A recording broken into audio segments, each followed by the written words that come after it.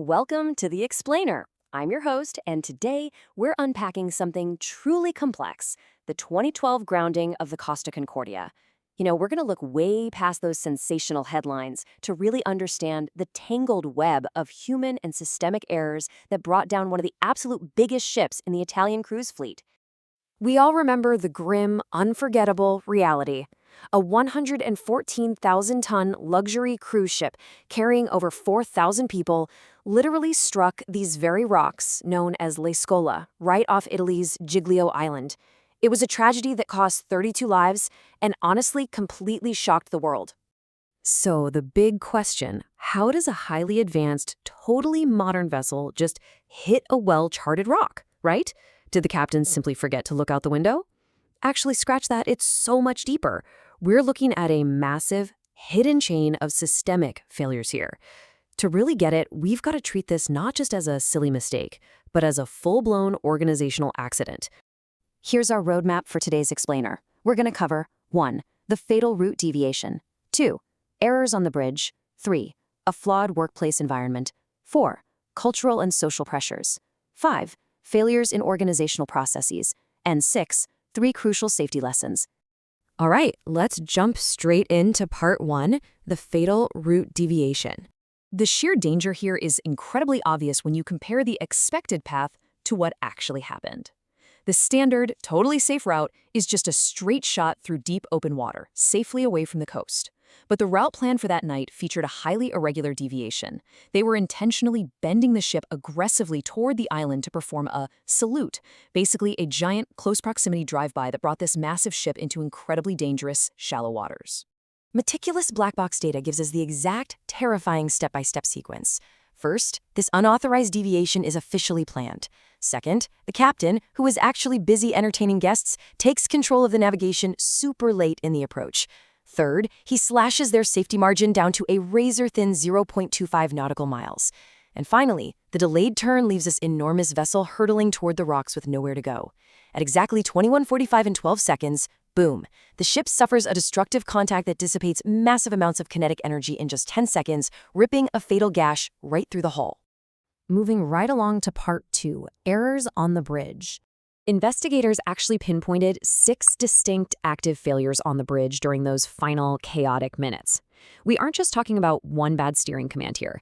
We're talking unauthorized route deviations, profound voyage planning shortfalls, and a total breakdown in teamwork. There was no formal handover of control, absolutely no team briefing about the risks of this crazy approach, and incredibly, the critical safety alarms on their navigation systems were just ignored or totally turned off. Now, this is the actual electronic chart screen the bridge team had right in front of them. Right there, clearly marked, is that 7.3-meter underwater rock belonging to the reef, but they entirely failed to monitor it. They were basically trying to navigate a 114,000-ton ship visually, in the dark, completely missing the digital data staring them in the face, telling them exactly where the danger was. And it gets worse. Radar data shows the captain ordered the ship to cut its initial safety margin in half, committing to that terrifyingly close distance of just 0.25 nautical miles. At that speed and proximity, he left virtually zero room for a recovery maneuver. So when the helmsman made a brief steering error during that tight turn, well, their fate was completely sealed. Let's pull back the curtain for part 3, a flawed workplace environment. This brings us to a really fascinating concept by safety expert James Reason called the organizational accident. The idea is that massive failures in complex systems aren't just one person's fault. They're a product of the entire system, a deadly combo of human mistakes on the front lines and hidden, latent flaws deeply embedded in the organization itself. Think of it like a stack of Swiss cheese slices. Every layer of defense in a company has holes in it. Usually, these holes don't line up, so an error gets caught before it turns into a disaster. But when the error-inducing conditions in a workplace align perfectly with a human mistake, that hazard slips right through every single broken defense to cause a total catastrophe. On the Concordia's bridge, those latent conditions, the holes in our Swiss cheese, were huge. We're talking substandard equipment design making critical info hard to read, unworkable navigational procedures, and major shortfalls in training for their complex electronic charts. Plus, there were significant language barriers among the crew. Imagine being in the absolute chaos before a crash, and standard commands are misunderstood. Vital communications choked off right when they needed to execute a precise split-second recovery. Which brings us to part 4, cultural and social pressures. You really have to contrast the strict, formal rules of maritime navigation against the informal pressures that actually run the ship. On paper, you have standard limits for objective safety, but in reality, the crew was operating under this informal salute culture. There was intense pressure to please the powerful hotel department, who wanted to put on a spectacular, theatrical show for the dining guests. Add in a captain's ego about his manual close-quarters ship handling skills, and you've basically got a recipe for reckless decisions that totally override objective safety protocols.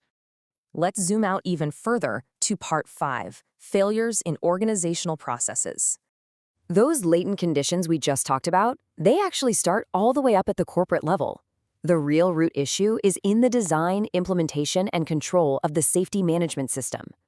When top executives make fundamental choices about budgets, procedures, and culture, they are indirectly steering the ship long before the captain even walks onto the bridge.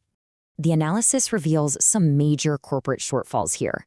Flawed human resources management, buying tech without making sure it's actually user-friendly, poor quality assurance for crew training, and honestly, a total failure to engineer a proper safety culture.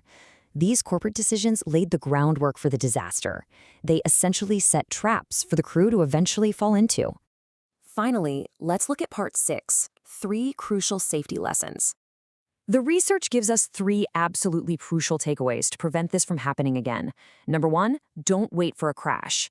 Regularly analyze human performance under normal daily operations to catch bad habits early.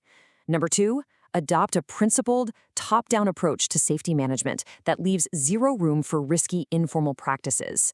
And number 3, relentlessly assess error-inducing conditions in the workplace, so systems can actually catch those inevitable human mistakes. This quote by James Reason really hits the nail on the head. We cannot change the human condition, but we can change the conditions under which humans work. People are always going to be prone to slips, distractions, and ego. We can't fix that. But we absolutely can and must change the flawed systems around them to stop those errors from turning into deadly catastrophes. Which leaves us with a final kind of provocative thought to chew on. Has the maritime industry truly learned these deep systemic lessons from the Costa Concordia? Or are the hidden holes in the organizational defenses secretly aligning once again, just waiting for the next catastrophic accident? Keep your eyes open and always question the systems around you. Thanks for joining me on this explainer, and I'll catch you next time.